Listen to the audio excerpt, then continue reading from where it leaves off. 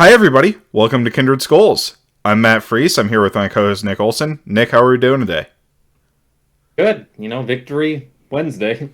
Yeah, They all kind of blend together because it's all the same script. It's to get up to a seemingly comfortable lead, then prove why, give us Vikings fans PTSD about how no lead is insurmountable, and then wake up at the very last second, like literally at the last moment to come away with the W. But forget about that by now and are just enjoying basking in the glow of a victory. So I'm happy. How are you doing? yeah. I think we're gonna have to encourage our listeners to schedule, doctor's appointments, echocardiograms, stuff like that, prior to the season, next year, just to make sure that they're doing well enough for the Viking season because they like to make it extremely stressful on us every single week. Like it's getting ridiculous at this point, right?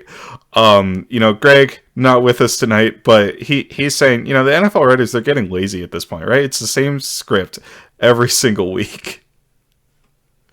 Like as soon as the Vikings started to fall apart, it was like, okay, we all know what's gonna happen. Like just fast forward to the part where like miraculously we pull out a win at the very last second. It's funny because like NFL isn't supposed to follow a script, but with the Vikings it was like, yes, we're doing this all over again. You thought that 20-3 lead was safe. Nope.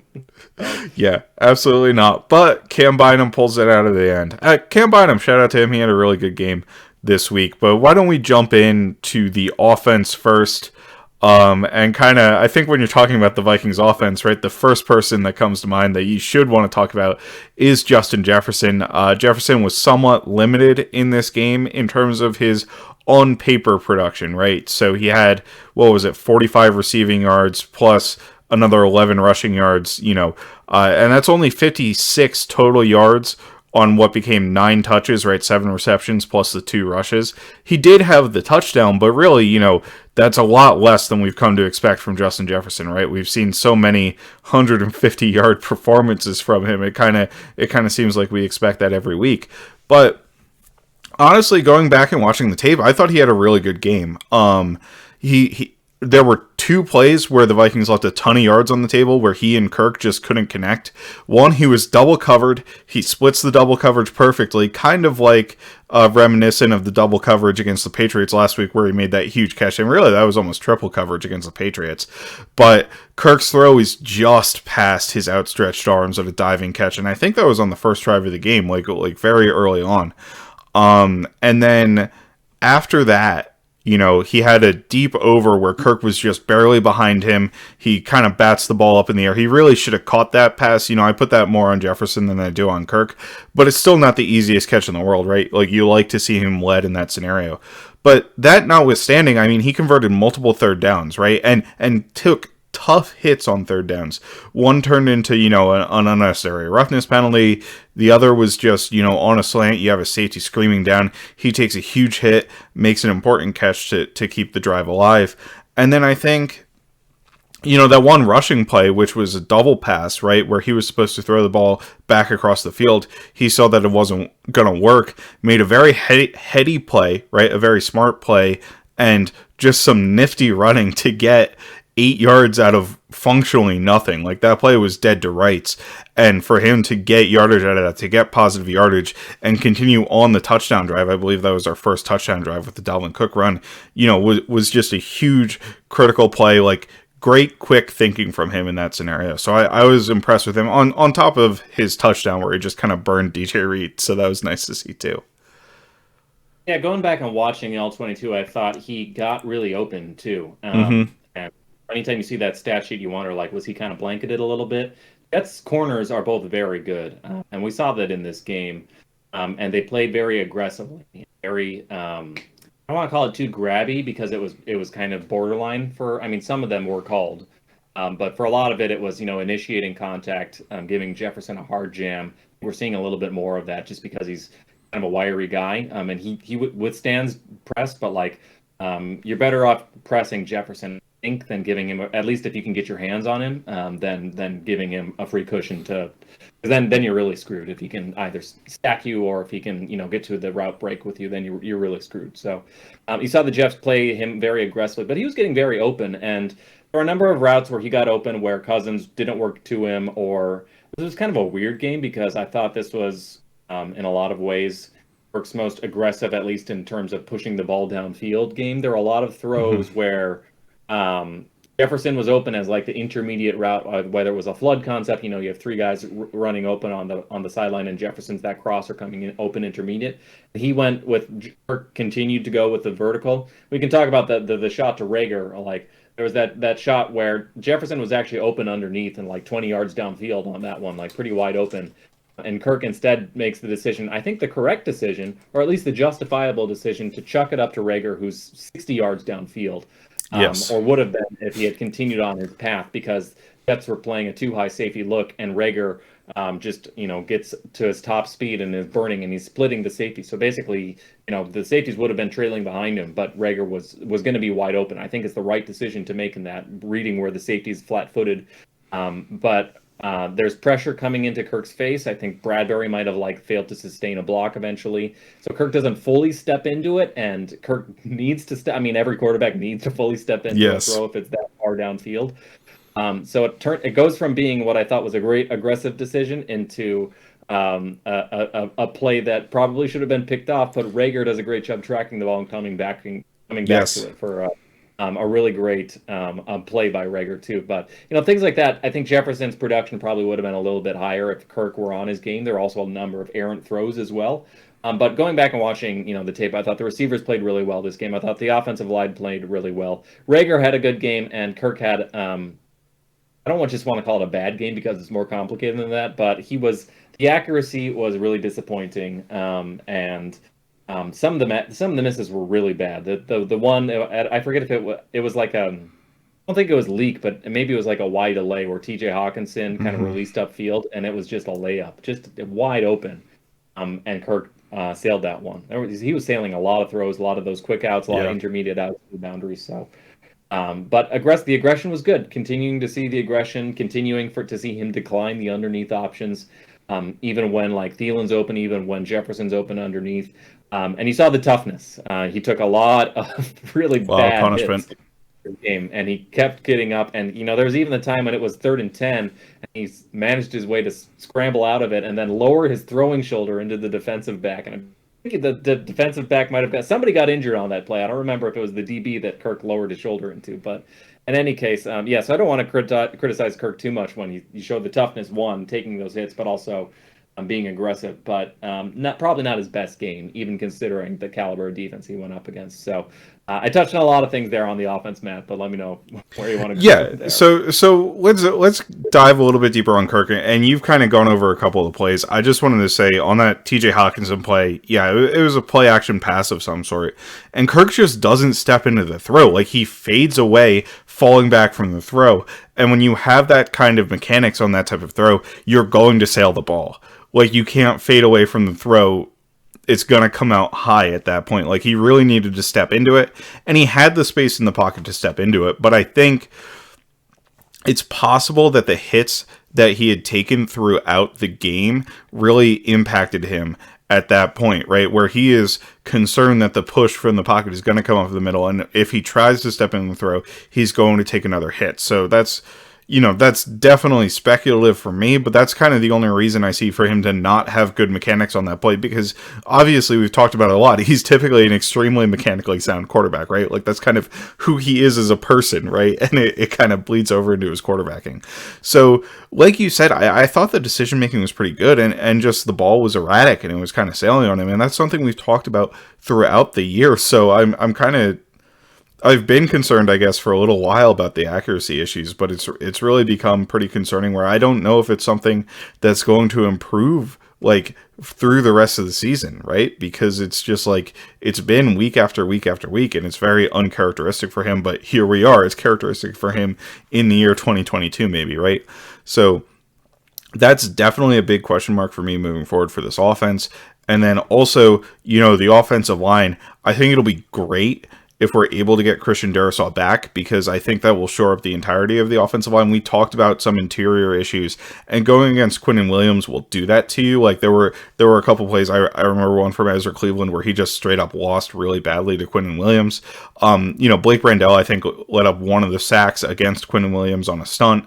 So, I think having Christian Darrisaw back, if he's hopefully able to recover from being in concussion protocol, right, will be huge. In pass protection, we still had to help Blake Brandel a lot, but I do want to give Brandel and the offensive line kudos for how they held up in this game. Like, I didn't think the pass protection was all that bad, even if we had to dedicate extra resources in terms of like tight ends and running backs chipping to it. And then also I thought the run blocking was very good. Like, we, on a number of plays, sprung Dalvin Cook. I think he had a 20-plus yard play on a draw play that was very well executed by the offensive line. There was kind of a nice little slip block where Ezra Cleveland came off the back of Garrett Bradbury and around him and up to the second level.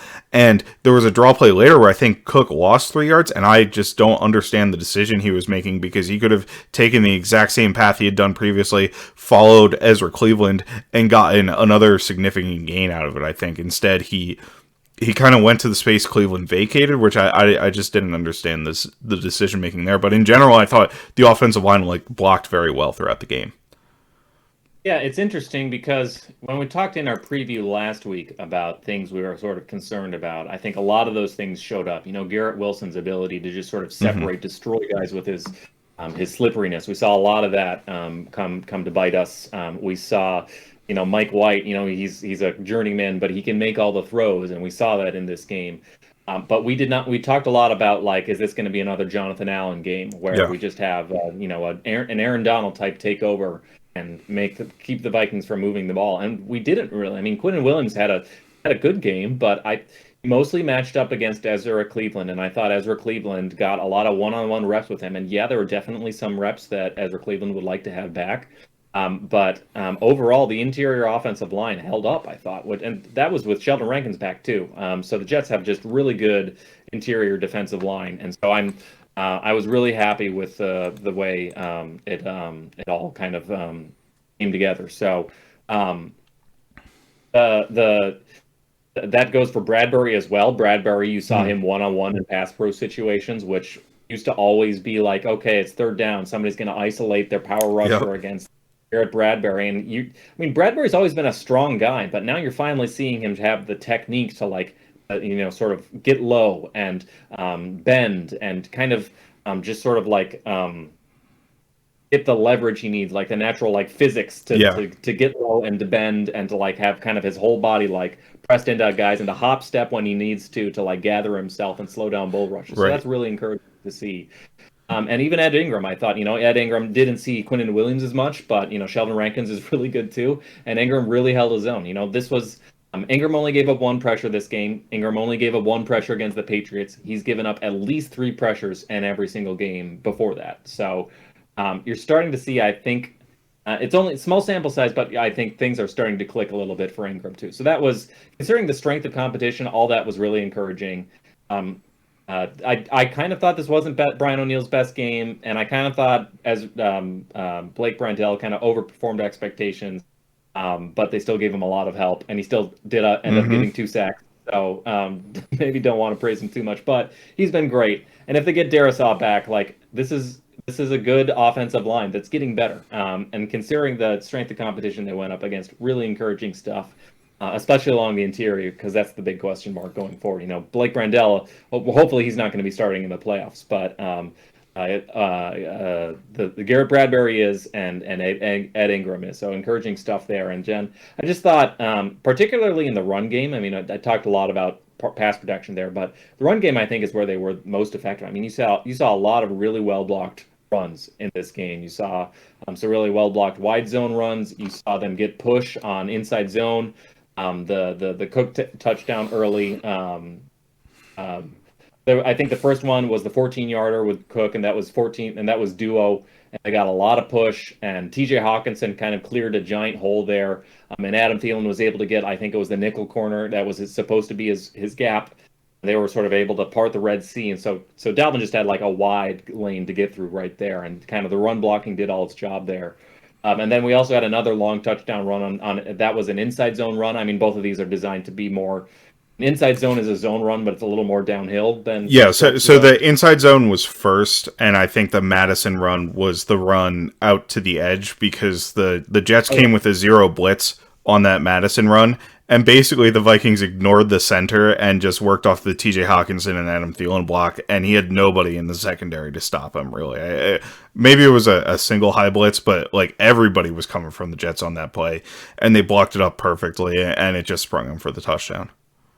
Yeah, the end box score stat counts doesn't show like Dalvin or like the run game seeming that. I think it was like 4.4 yards per carry, but I think a lot of that was because at the very end of the game, Vikings were trying to grind it out and basically just got stuffed like on 2 or 3 straight drives or something. So anytime you get stuffed for like 1 or 0 yards, that's going to drag down your yards per carry. But defense will be able to stuff you a lot better when the goal is just to like not fumble and keep the clock draining. So really impressive stuff, especially coming off a Patriots game where the run game was not clicking and they got like 2 yards per carry. To do this against probably an even more talented Jets front was really encouraging. The Vikings right now are the second highest graded team in team run blocking grade. So a lot of really impressive stuff. And, that's without Christian Darrisaw, who I would say is probably our best run blocker, certainly the biggest people mover on the team. So this is the team, you don't want to overemphasize the run game because rushing efficiency is not stable. And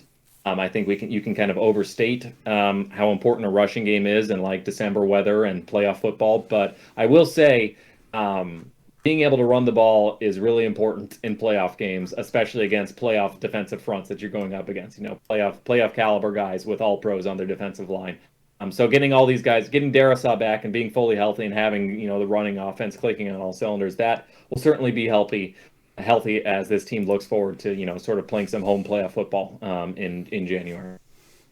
Yeah, absolutely. Getting the rushing offense together and like hopefully, like you said, I mean, I think towards the end of the game is really when the rushing attack had ended up falling off. And that's something we do want to shore up, for the playoffs. So we're not in these games where we have to grind out the game, right? Like, I mean, ideally you want to have a lead and be able to hold that with the rushing attack and be able to go on long drives and kill the clock, as you get deep into the game. So hopefully we're able to establish that eventually as part of the offense. But really, I mean, what we're hoping for is that the offense, instead of being really good in spurts, right? And I think we saw that again, is really good all the time, right? Because like this offense will be great. We'll have 3 phenomenal touchdown drives where, we march down the field and are consistently successful. And then we'll go 3 and out like 5 times in a game. It's really kind of gotten frustrating how it's been. But I will say one element that I've liked to see us add over the past couple weeks, and you mentioned him earlier with the big catch, is Jalen Reagor, right? He now has 2 big deep ball catches in the past 2 weeks. I think he had a 25-yarder or something against the Patriots, and he had the 30-yarder this week. And to give him a ton of credit, like this 30-yarder was not an easy catch. I think he did a really good job tracking the ball, coming back to it, and turning what was a duck from Kirk Cousins really into a big play for the Vikings. So I give him a lot of credit there, and I think what he's done and what he might be able to do moving forward is add kind of a vertical threat to the Vikings offense that they don't really have. Like KJ Osborne has not really emerged as a vertical threat, right? Justin Jefferson is a threat all over the field, so he can win in any capacity.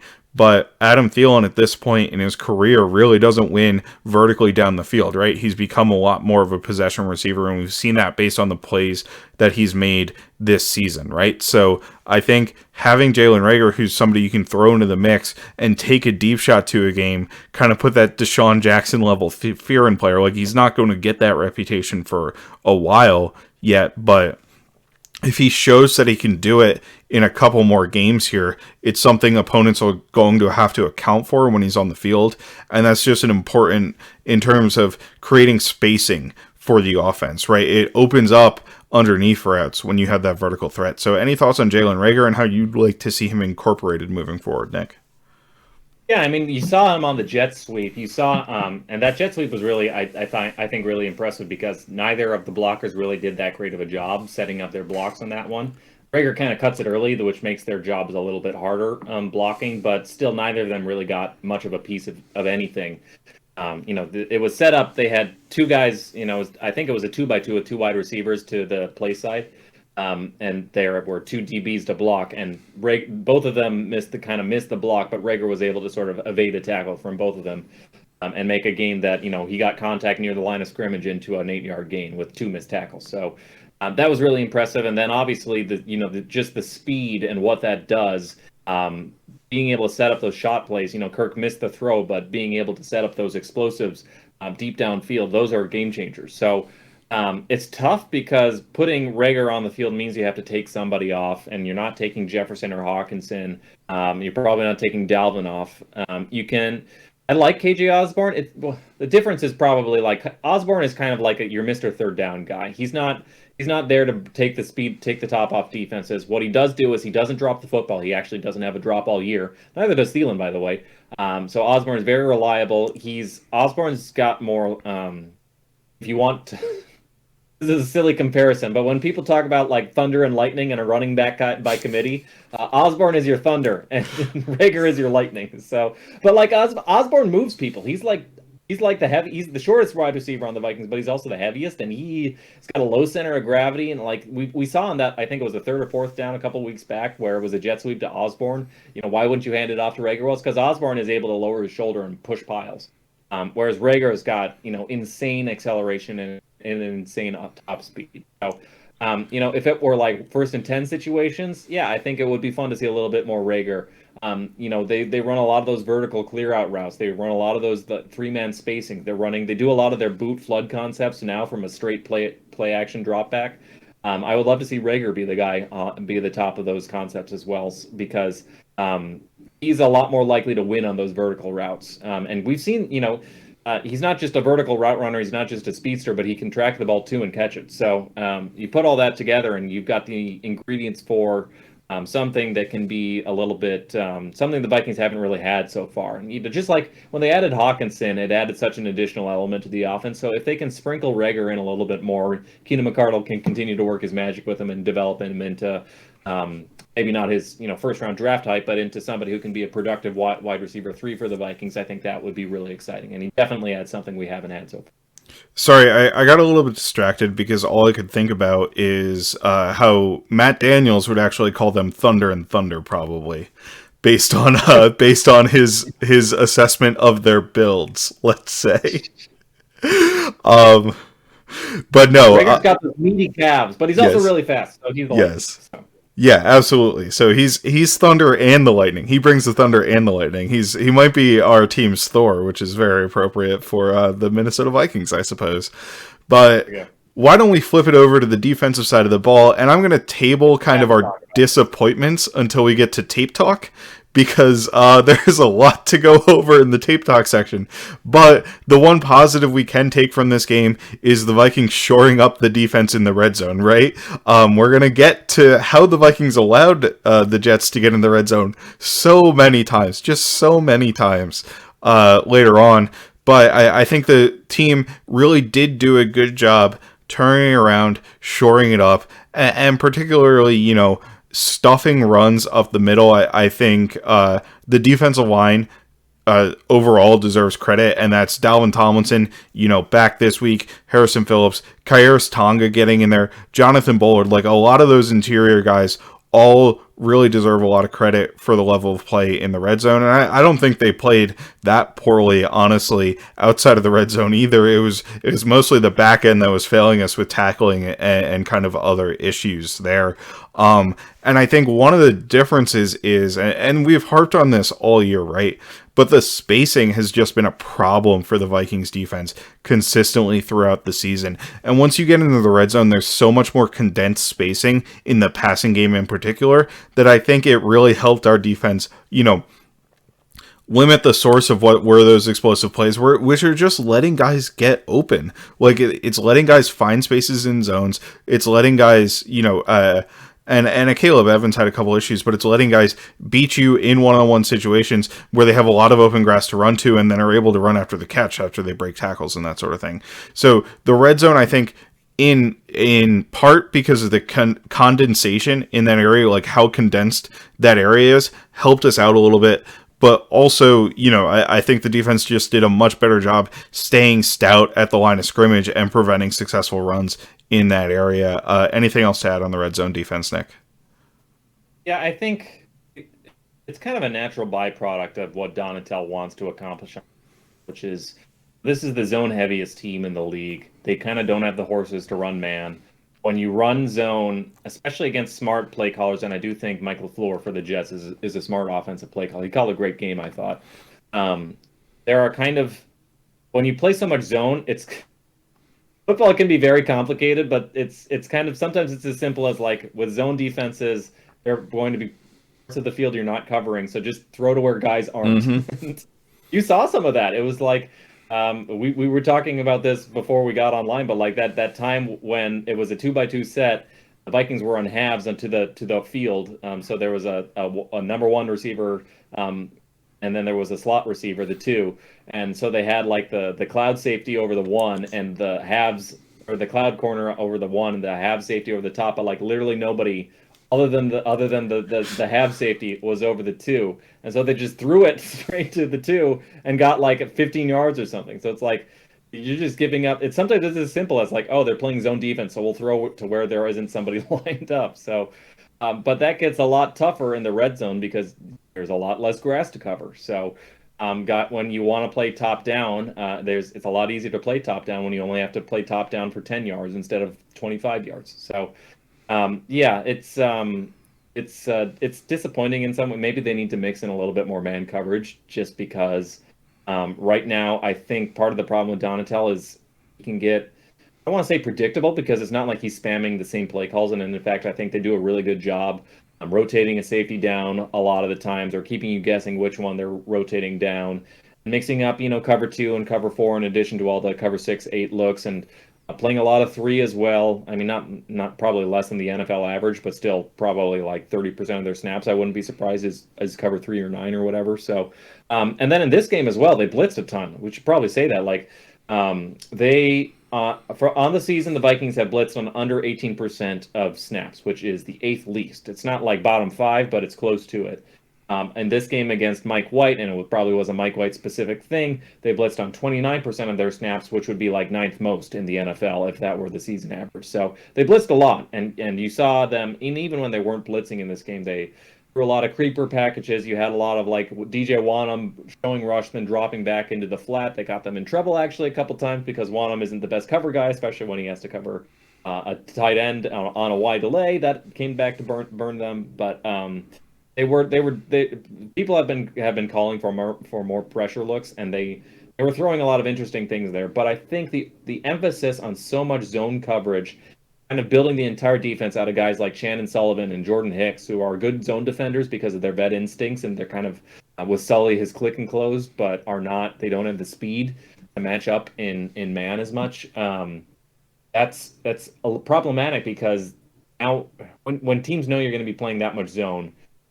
It's a lot easier to construct an offensive game plan to take advantage of it. So I feel like, people have been asking me on like Twitter a lot, like, do you think this is a problem of execution or scheme? And my first instinct is to say, like, guys, literally, Shannon Sullivan didn't tackle Garrett Wilson until he went 60 yards downfield. Like, that's an execution problem. You should tackle a guy when he runs into you.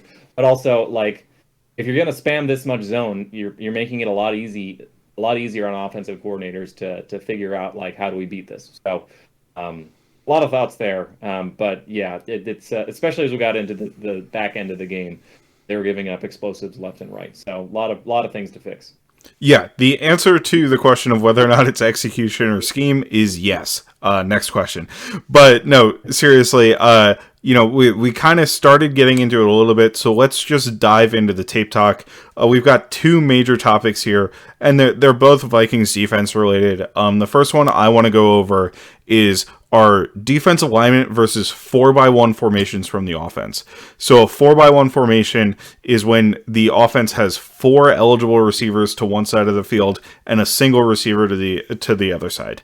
In this case, what I mean by 4x1 is typically you have 3 wide receivers and to this case, it was the right side of the offense, a running back who's aligned to the right side of the quarterback. So that makes up your 4, and then just the 1 receiver on the back side. We saw this against the Cowboys with Tony Pollard's 30-yard catch and run for a touchdown. We saw this against the Patriots where they had Ramondre Stevenson go out for a screen in a 4-by-1 formation. He dropped the pass on the screen. And then we saw this twice in this game against the Jets. And my problem with this is the way the Vikings are responding to this is not appropriate for a 4-by-1 formation because they're not pulling both of the linebackers over to that side. They're just running cover 2 to that side and having 3 curl defenders with 1 deep safety over the top.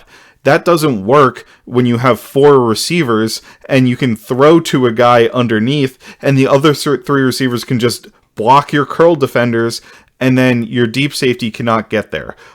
So that's exactly what we saw in the Tony Pollard touchdown, right? We remember Chandon Sullivan got blocked to oblivion on that play. Well, if we had an extra resource dedicated to that, it wouldn't have happened that way, right? And against the Jets, we saw a similar problem. So just to set it up, the Jets had 3 receivers to the one side. They were in a bunch formation, so they were pretty close together. And I believe we had Patrick Peterson, Chandon Sullivan, taking the 1 and 2, and then Eric Kendricks was responsible for the 3. On the other side of the field, you had a Caleb Evans on the outside over the receiver. You had Harrison Smith as, I believe, a quarter safety, but maybe functionally a half-field safety. Maybe he's a quarter safety trying to read the number 3 coming back across. I don't know exactly what his responsibility is. But then Jordan Hicks, when this snap happens, right?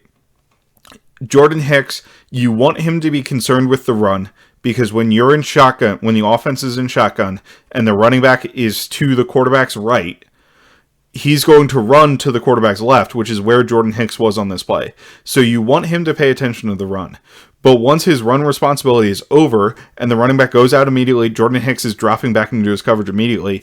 Jordan Hicks should be going to, in my opinion, right? I'm not a defensive coordinator, right? I don't do defensive architecture, but it's just bad math to have Jordan Hicks open to the right side, to his right, looking at the lone receiver and ignoring the 4 people on the other side of the formation, right? Because you have 3 resources, Jordan Hicks, Caleb Evans, and Harrison Smith, dedicated to 1 receiver basically at that point, and only 4 resources dedicated to the 4 receivers on the other side of the field.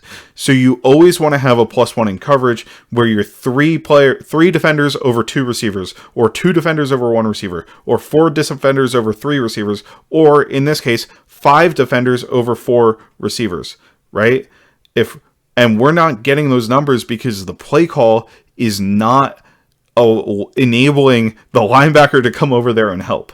Like in that case, with the running back running out fast, I would say Eric Kendricks should probably have an adjustment where he takes the running back out fast, or everything kicks over one, right? Where Patrick Peterson now takes the running back, he's the new number 1, and then Chandon Sullivan takes the outside receiver, or at least he carries him up to the safety. Eric Kendricks takes the number 2, and Jordan Hicks comes over from the field and takes the old number 3, now the number 4, right? Like, we need to do something to make an adjustment so a running back doesn't have a ton of room in the flat where it's essentially a screenplay where he's got 3 blockers in front of him blocking 3 defenders. Like, it just doesn't make sense the way we've been defending those, and that's my rant on that. Yeah, and you can change how you defend it, but I also saw in this game, they got a lot of snaps for Asamoah. They got even some snaps for Josh Metellus, who was essentially he wasn't playing a deep safety role in the snaps that I saw in there. He was playing kind of the buzz safety, which is, the hook is basically a linebacker role. You take out Jordan Hicks, you put in Josh Metellus, but you have him cover the same ground. And those are 2 guys who have a lot more range. So maybe that's one way to solve it. Or maybe you're seeing the coaching staff acknowledge, like, Hicks is good at a lot of things, but we can't ask him to cover running backs on wheel routes or on swing routes to the flat or whatever, because that's just it used to be his game. He was always a very athletic guy, but that's just not who he is anymore. With that, we can probably dive into the painful litany of explosives that the Vikings gave up. Starting with the end of the second quarter, the Jets got a field goal before the end of the game. And there were basically 3 explosives in a row that were all on Caleb Evans. And I don't want to dig on him too much. One, because he went on IR, sadly, with the concussion, his 3rd in the year. That's scary. So definitely shut him down, take care of him, let him get back to 100%, brain injuries are no joke. But also, I thought he did a lot of good things in this game too. Like I like his squat technique. Hmm. I like his ability to read the quarterback. Um, I feel like sometimes he'll give a little bit too much leverage on inbreakers that got him burned on a couple of these explosives where he doesn't have the elite closing speed necessarily to catch up to guys, especially somebody as fast as like Garrett Wilson, breaking across his face or whatever. So he can be a hair late there. He can get burned a little bit at the tops of routes, especially Garrett Wilson is really good at sort of those rocker steps at the top of his routes or whatever. Um, but yeah, so the 2 minute drill, I feel bad, but it was kind of almost entirely on the Caleb Evans, or at Yeah. least three of those shots were. The third quarter, there was a Conklin got a big catch on a Y delay, where he blocks. Yeah, so Um, just really quickly for me on a Caleb Evans, like I agree with you. Like I don't think he had a very good game in this game, right? And he let up those plays. But I will say just from a broader perspective on him, like I think what he has shown is very promising, and the issues that he had in this game were more anticipating the routes and reading the breaks from the offensive players than a him being physically incapable of covering these guys, right? Like I think he's making mental mistakes that are something you hope he would learn and improve on with experience. So just real quick aside on Caleb Evans there, like I think he's been very promising, but obviously did not play well yet as a rookie.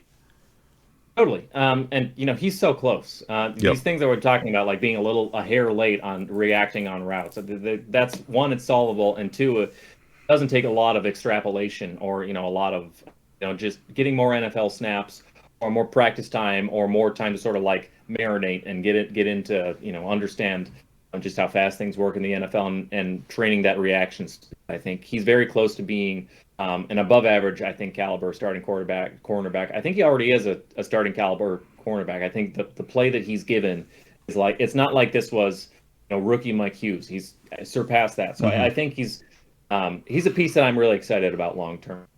He's a I think he'll be maybe not like a star, but I think he's going to be a quality starter for the Vikings long term, especially if they can get him healthy and don't have to worry about 3 concussions. But so that's Evans. Conklin, I mentioned this earlier, but it was a wide delay. They were running half quarter. I think it was halves to that side, and Hunter was the squad or the cloud guy. And so Hunter like pressed him, but like Hawkinson blocks him, but then releases upfield, and Hunter's like gaining depth, but he doesn't like. Hunter's not a cover guy, so he's not like turning to carry him Yeah. upfield, even though ideally that's what you would want to do. So they kind of just get caught in like a good attack. I mean, this is what I said. Why I said that I liked LaFleur's play calling because they had a lot of calls that kind of were perfect for the situation. That was one of them. So Conklin gets a big chunk of plays, a big chunk of yardage there.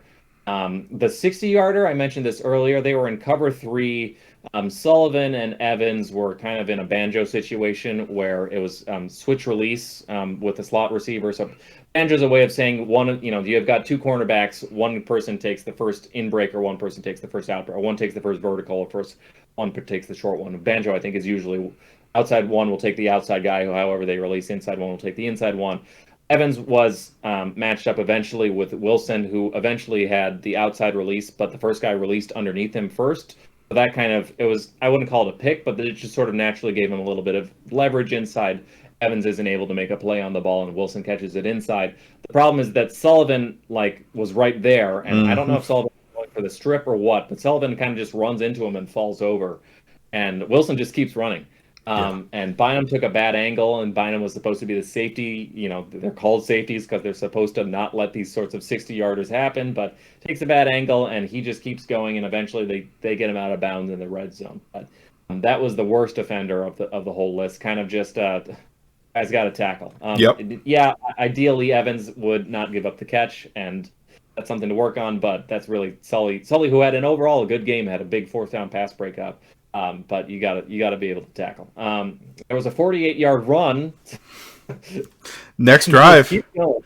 It was just a 40. It was unbelievable. The 48-yard run, that was a zone run where it was like wide zone, but the center pulled out in front as like a lead blocker. Kind of similar to what the Vikings did with that explosive they got on the draw play. Wanham there stunted. Wanham was the force player, so he's supposed to block things, but instead he stunted inside. I don't know if Wanham wasn't supposed to do that and he was ad-libbing because he wanted to get a better lane or whatever, or if that was a design scrape exchange where one of the linebackers was, I think it was Kendricks, who was the one above Wanham, should have scraped over the top to fill and take that gap away. Um, I think Kendricks tried a little bit, but at that point, that was when the center was out in front of him. And the problem with Kendricks is he's undersized, and a matchup between Kendricks and a center moving with momentum is advantage center. So Kendricks kind of got taken out of the play. Corey Davis had a really nice block on Shannon Sullivan on this one. I know I just said Sullivan had a good game, but back-to-back explosives that I think are probably mostly on Sullivan because it was through Sullivan's technically his gap a little bit. And then Bynum kind of was, the reason it went from like a 15-yarder to a 48-yarder. Bynum should have, again, been the safety. Picking on Bynum too, I also think Bynum. We said at the top that he had a good game. I do think he did, but he probably needs to be a little bit safer and just giving a little bit more, because what he did is he tried to fill the lane immediately, and we wound up with two guys in the same lane and nobody in the lane where the guy wound up through. So Bynum should have probably had played it a little bit safer and just given up the 20-yard run instead of the 48-yard run. So there was almost another one on the very next drive where they had a really nicely called double move. Patrick Peterson got burned badly. Or I shouldn't say that badly, but Garrett Wilson was wide open, or at least had a step on Patrick Peterson. The pass rush was not getting home. I don't know if I've mentioned this, but the pass rush, not their best day in the office. Hunter was getting chipped to heck, but wasn't able to get home even when he did, and didn't always look like he was rushing with a plan. I know I've been beating the drum on Danielle Hunter is awesome, but if you're looking for a game to criticize him, this might be as one of them. And then Zadarius Smith, I don't know if they figured something out on the protection calls, but Zadarius Smith was somehow always double teamed by a guard in the center. Mm-hmm. So usually he's so good because he gets isolated. On this one, he wasn't isolated a lot. So neither of them were getting a lot of pressure. In a weird way, I thought Kiri's Tonga, shout out to that guy, because he was moving a lot of people. 95. So he's put together a couple of good games. But getting back to this. Wilson double move. Wilson gets open. The pass rush is not home. Mike White has a completely clean pocket. They chuck it downfield, and it's just a little bit of an overthrow and through Wilson's hands. But if that was on point, that was I wouldn't say it was a touchdown because it would have been an 80-yarder, but it would have been safety would have had to chase him down. So there was another 23-yarder towards the end of the game. That was, again, to the halves side, and they were playing quarter halves. Vikings love those quarter halves. Bynum gave a little bit too much cushion, and instead of speed turning, where you do a 3, you turn your body 270 degrees, turn your body 9 degrees, which is slower. It's easier on the cornerback. It's called a zone turn because you can keep your eyes on the quarterback, but it's a faster. That's why it's called a speed turn if you do the 270 degrees. So Bynum gave a little bit too much cushion and zone turned, which put him in a position where he was not able to make a play on the ball on the kind of like an outbreaking or post route by Corey Davis. So, and there Patrick Peterson was it was cover 2, so Patrick Peterson was kind of the underneath guy. If you want to nitpick a little bit, you can probably say Patrick Peterson probably should have got a little more depth, but there was also a flat route. So, I mean, it was a smash concept. So, smash concept tries to pick on that squat safety or that underneath safety by stretching them out. Peterson tried to make a play on the ball, but I would probably put a little bit more on Bynum because gave too much cushion and did not. He zone turned, which basically made him he was late to arrive to the ball. But I also got to credit Mike White for having the arm strength to drive that in there into that cover 2 hole. Last one was not the biggest yardage, but probably the biggest backbreaker because it came on 4th and 10 and was entirely preventable. But a 31-yarder, and they were doing some sort of blitz call where they just had like everybody drop back to the line of scrimmage or whatever. So it's not like a cover 0 call, but like Duke Shelley had his man down. Duke Shelley was probably he's a funny guy because he's really gets a lot of pass breakups in the red zone, and he plays very aggressively, and he's very sticky, but also between the 20s, he's easy to stack and easy to sort of throw over the top of. In this example, it was 4th down, and he goes for an interception. And you don't need an interception. It would be really cool for him to get the game-sealing interception, but just break up the pass, man. It's 4th down. You don't need to go for it. So he goes for the interception. He was in good position. He had good coverage. But instead he like jumps forward to try and get the explosive pick, and he just whiffs. And so Corey Davis catches it, and then he's like, "Oh, nobody tackled me." And just starts running upfield and gets like 12 yards of yak or whatever afterwards. So this is apparently the defense of the number 2 seed in football.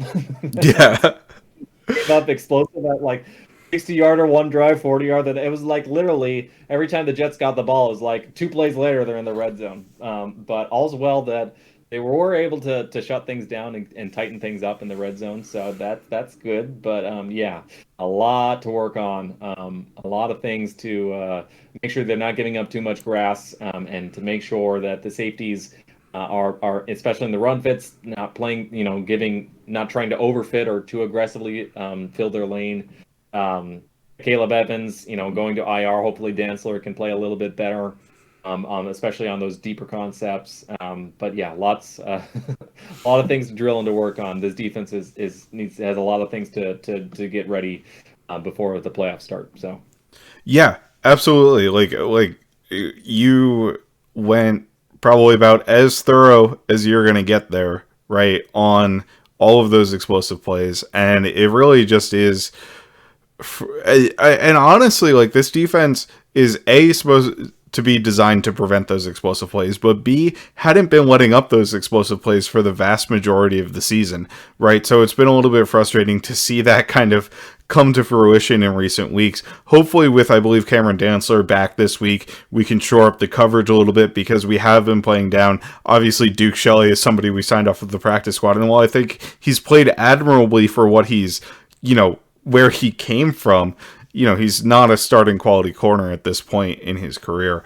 So one last shout out I wanted to give before we wrapped up the Jets game was to Patrick Jones, who only played 20 snaps in this game, but I thought was pretty impressive.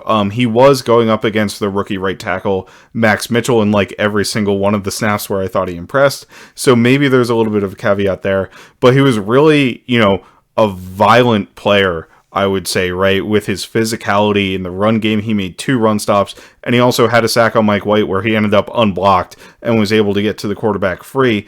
But, kudos to him for finishing that play, and really kudos to him for making 2 stops, because he knocked the right tackle back significantly on both of those plays, contacted the running back in the backfield, and made pretty good run stops. That's 3 impact plays out of 20 snaps. I'd say that's pretty good for a rotational rusher, and I hope he's progressing nicely behind the scenes and is somebody we can maybe count on in future years moving forward. So wanted to shout him out real quick, but I think with that, we'll wrap it up and move over to the Lions game.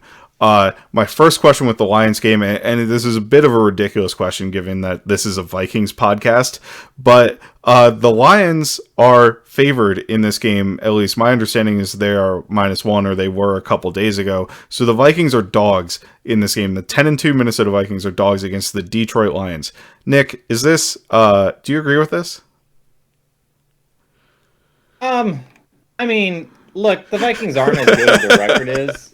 All these one-score games, they're not winning convincingly. They have a point differential that's barely above water. So, you look at their EPA, their DVOA, it's like mediocre at best. So I get why betting markets, why neutral people who are not fans of either teams are like, yeah, the Vikings probably aren't as good, and the Lions are kind of going on a tear. They're just they didn't punt against the Jaguars last Sunday. They just did whatever they wanted offensively. So the line has actually moved even farther. It's now -2.5, at least on DraftKings. So that's it continue. I think even more money continues to go into the lines. I think probably the fact that people were talking about this is causing the line to move additionally as people put more and more money on the Lions.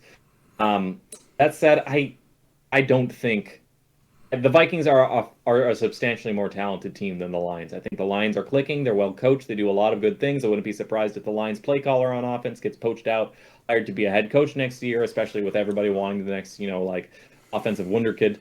But yeah, the Vikings are a more talented team. It's being played in Detroit, so I understand, it being a close line, but like a close game, but Vikings are a better team. I expect them to be the better team on Sunday. if you ask me, gun to my head, who would I pick to win? It would be the Vikings because I think they have better tackles, they have better wide receivers, they have better running backs, they have a better quarterback, they have a better edge rushers, they have better interior defensive line, they have better cornerbacks, they have better linebackers, and they have better safeties. But other than that, Frank Ragnow's really good. Like I'm sorry. You can look at your EPA per play and your DVOA and things that have like. By the way, those things have like almost zero predictive power. We're talking about an R squared year over year of like 0.2. So we're talking, like basically like, or you look at one score games like the R squared there is like 0.15. So basically, if you went 17-0 next year, the most we could say is like, yeah, you're probably gonna be like the best. Our best guess is like 9-8, or like 10-7 ish. Somewhere like 2 or 3 wins basically. So these things are not super predictive. I think what is predictive is looking at the players and how well they're playing and how good they are, and asking yourself who is a better quarterback, Kirk Cousins or Jared Goff. Yeah, I mean you can have your caveats about both, but I mean, nobody thinks Jared Goff is a better quarterback than Kirk Cousins. So at least not, and nobody who's not a Lions fan thinks that Jared Goff is a better quarterback. So similar tier maybe, but I think everybody would agree Kirk is the better quarterback. So basically, the Vikings are the more talented team, and you asked me to pick who's a better team, I'm going to go with the team with more talent. That's true of high school, college, and the NFL too. So that said, it's random. The Vikings getting blown out, a bad loss totally wouldn't shock me. It is the Vikings after all. So all their losses have been blowouts. Yeah. How do you feel about the betting? Are you offended? I mean, are you like, that makes sense? I'm not really offended. Like I get the overall where Vegas is coming from, just based on the performance of these two teams. Like from an efficiency perspective, right? The Lions have been significantly better than the Vikings, I think, throughout the course of the season. But with that being said, like I can see this game being within 3 points, right? I can see the Vikings being favored by a couple points, 1.5 points, maybe something like that.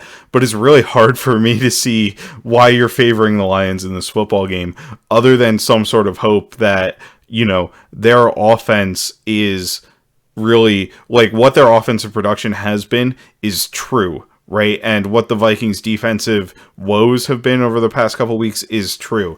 And I can see where you get to that point, right? Because you make a good point, I think, that the Vikings are a significantly more talented team across the board. Like, you list the players on the roster, and you're taking... you're probably pulling 70% Vikings players, position by position, if you go through that list. With that being said, the Vikings defense as a unit, even though we've got a lot of talent there, I don't think is playing all that well right now, right? We just spent a lot of time talking about why they're not playing all that well. So I can kind of see that as an argument. And the Lions, on the other hand, while Jared Goff, I don't think is a very good quarterback, right? They put up 40 points against the Jaguars last week. They are putting up, like... they're averaging 30 points over the last 4 games or something like that. Like they've been putting up fantastic offensive numbers. So I can see where, the units as they are coming in, you might favor the Lions a little bit. With that being said, I think the Vikings are still a better overall team, so I would favor them in this game. Now, I kind of hinted about it a little bit. Detroit's offense is back on track after a midseason lull, right? They put up 40 points against the Jaguars. They put up 31 points against the Bears in a win. They put up 31 points against the Packers, I believe, in a win. And their other game in that stretch, they put up in the 20s. So... they've really been dominating. They suffered some injuries mid-season, right? I believe Amon-Ra St. Brown got injured in our first game. DeAndre Swift has been in and out of the lineup. They've kind of moved away from him a little bit, at least compared to what we saw early in the season. And now they're running their offense more through Jamal Williams. But Jared Goff, has also played pretty well in terms of distributing the ball. And like you said, they've had a pretty good offensive design overall. So my question for you also is Amon-Ra St. Brown, right? He's a second-year player. Obviously, Justin Jefferson is a top 4 receiver in the NFL. I think we can say pretty clearly, up there with Tyreek, Stephon Diggs, and maybe Devontae Adams right now in terms of the best receivers in the NFL. Justin Jefferson's in that group. But in the group behind that, where would you rank Amon-Ra St. Brown, Nick? I don't know if you've put any thought into this before this show, but like, I think to me he's below Jamar Chase, but I can't think of a second or third year receiver I'd put firmly above him besides that. I'm lower on Amon-Ra St. Brown. Okay. I think he's not bad, but I probably wouldn't put him in my top 20 receiver. Um, Sure. my top tier is Hill, Diggs, Jefferson, and Adams in some order, and then you can argue that AJ Brown and Jamar Chase are in that tier as well. And then my second tier would be like DeAndre Hopkins, Mike Evans, Chris Godwin, Terry McLaurin, Cooper Kupp, Deontay Johnson, CeeDee Lamb, Jalen Waddle, Tyler Lockett, Deebo Samuel. And there's a lot of good wide receivers in the league. They're probably forgetting some guys. We just talked about how good Garrett Wilson is, and I would put him right up there, even just as a rookie. Chris Olave has been even better as a rookie. Terry McLaurin or Amon-Ra St. Brown isn't bad, but he doesn't have the deep speed to scare me. He doesn't have the size to win at the catch point. He has a good release, and he's a pretty good separator. But I wouldn't put him anywhere near Diggs in terms of, or Adams in terms of separating ability, or even like a Godwin or like a Deontay Johnson, who I think is another really good separator or something. So I don't know. This isn't to like, I'm probably cursing the Vikings as St. Brown's about to go off for 150 yards against the Vikings, which they're very good at getting him the ball and scheming. They scheme their guys wide open. Ben Johnson does a great job at that.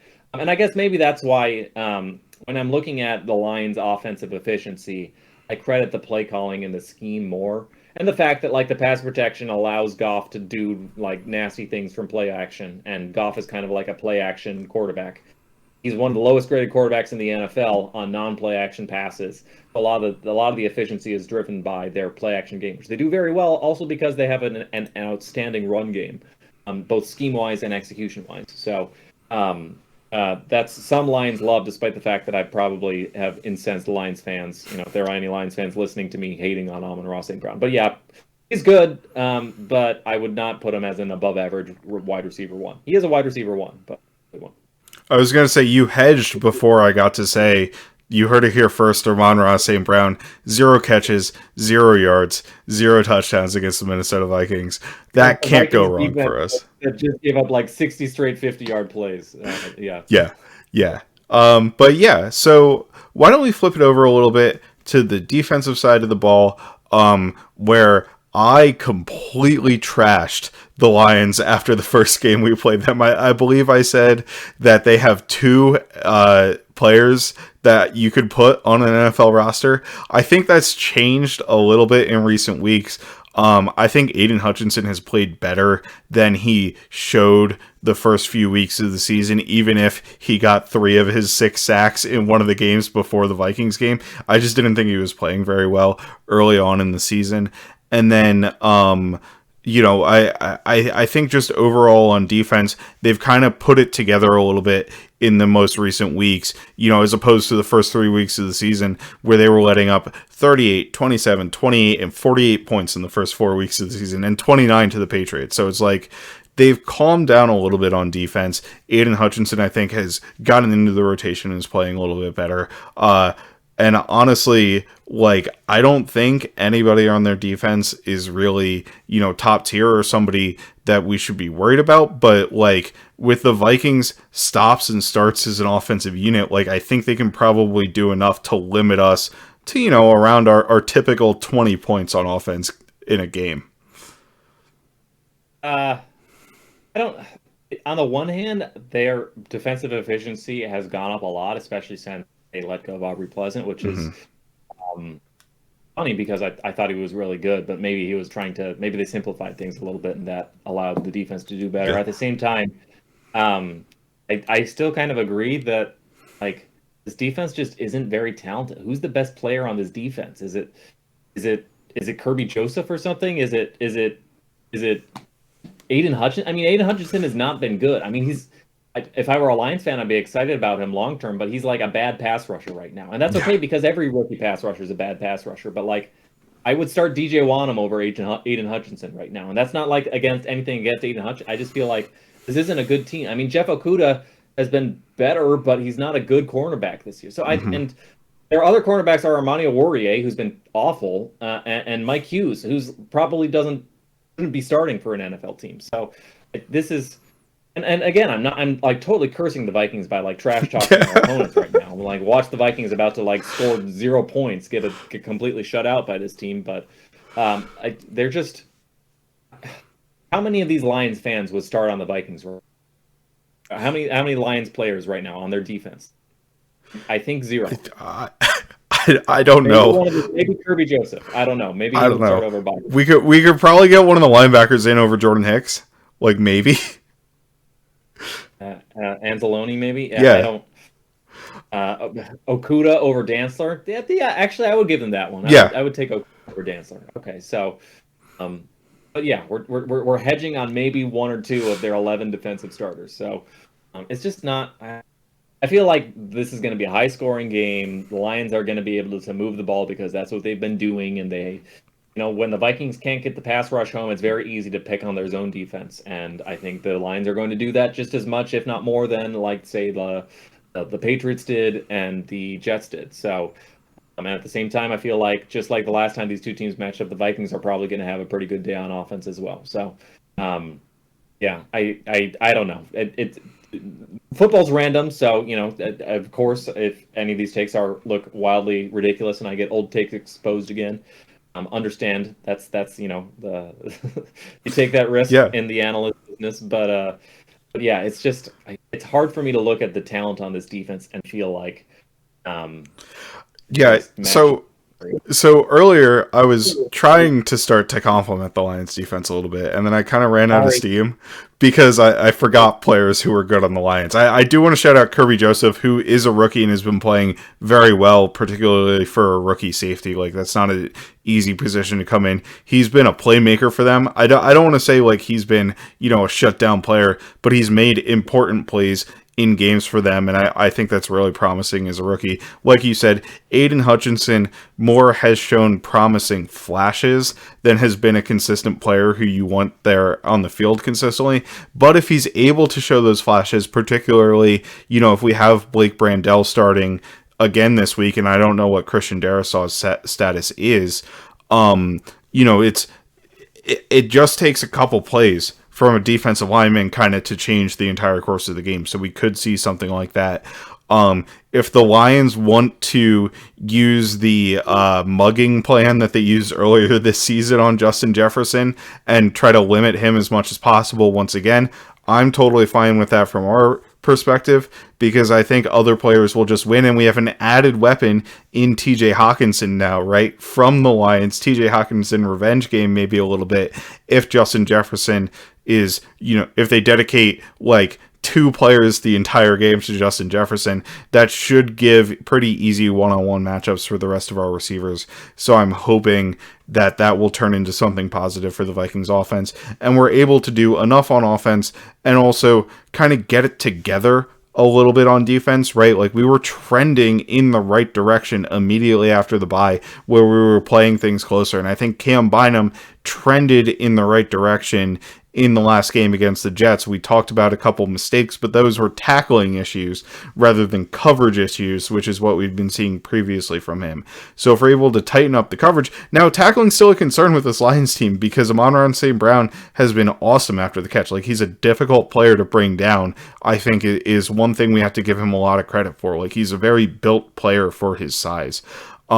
Jamal Williams is also, a powerful running back who, if you can miss tackles on him, and he's not going to break big 60-yard gains, but he's going to turn gains into longer plays that extend drives. So I think that we really need to shore up the tackling for this game, right? We need a lot of those tackling drills, and then we just have to hope that our defense is able to be more cohesive on the back end of the passing game than they have been for the majority of the season. And I think that's the pretty clear path to victory for the Vikings. Like you said, anything can happen. I'm pretty much open to any range of outcome with this Vikings team, because obviously, I think we're pretty much both on the same page, where our record of 10-2 is not reflective necessarily of the quality of this Vikings football team, right? Like, we've gotten... I don't want to say we've gotten lucky to win, to be 9-0 in one-score games, right? But obviously, like, when you're 9-0 in one-score games, your team is probably not as good as your record says it is, and I think the Vikings have shown that.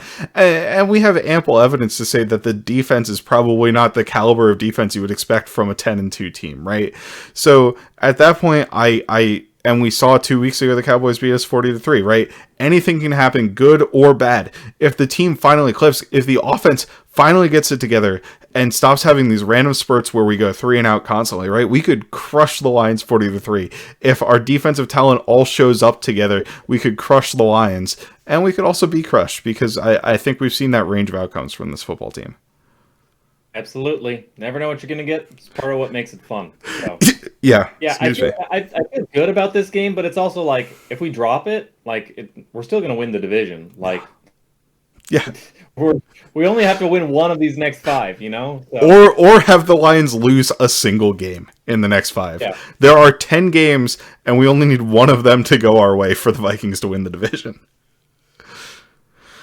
Now that you say that, now I'm nervous that, like, in Vikings fashion, the Lions are going to go on a 5-0 run, and we're going to drop the next 5. So it would be very Vikings. But we probably still wind up with a wild card at that spot.